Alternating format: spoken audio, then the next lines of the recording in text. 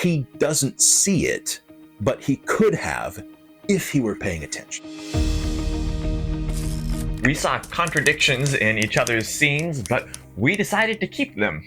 Today is a little bit of a spoiler video. We're going to go a little bit into the details of some of the plot and probably a little bit more into some of the character development. But we finished writing, or we did second drafts of some scenes and realized that there were a few things that didn't quite line up with reality. The way that our characters perceived things didn't line up with the reality of what was going on.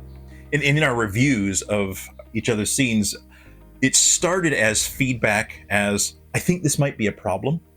And then as we looked into it more, we said, oh, that's actually not a problem. This reveals something even more juicy, more delicious about these characters. It reveals the point of view characters' kind of preconceived ideas and fears that they're projecting onto reality.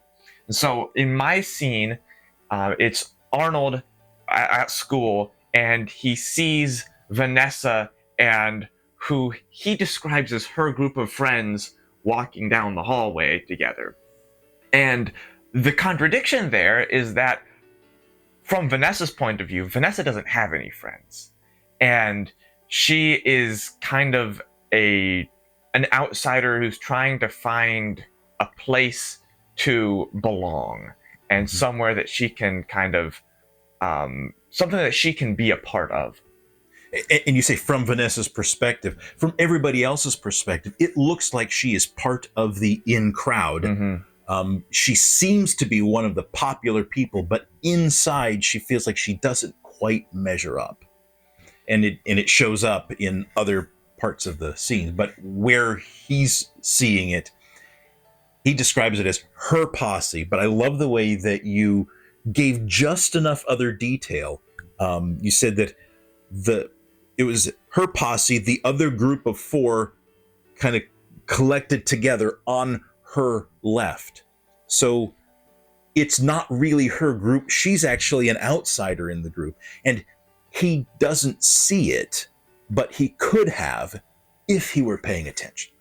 But he's not paying attention to that. He's got his preconceived ideas of who she is, and she's the popular girl, and she's the one that in this scene, he's being kind of pressured to go and talk to her about something important, and he doesn't want to because he sees her as this high and mighty figure, and that's not really who she is, but he doesn't realize that. Or at least in her mind, that's not really who she is. Right, yes. And one of the things that in your review of my scene that you saw as a discrepancy was that in your scene, we establish very clearly, Arnold makes it clear to Vanessa he does not have her number, he can't text her. But in my scene, the one that follows right after it, she gets a text and she's afraid that it's Arnold. Oh, great. Is this Arnold?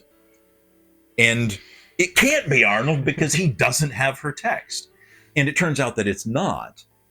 But we decided to leave in there that she is afraid that it's Arnold because when we are afraid, when we're in that fight or flight, that part of our brain is active, we don't actually process reality. We don't process all the facts. She could have known that it couldn't have been Arnold, but she doesn't. I think that's a very effective way just to communicate subtly without pointing it out with a big flag.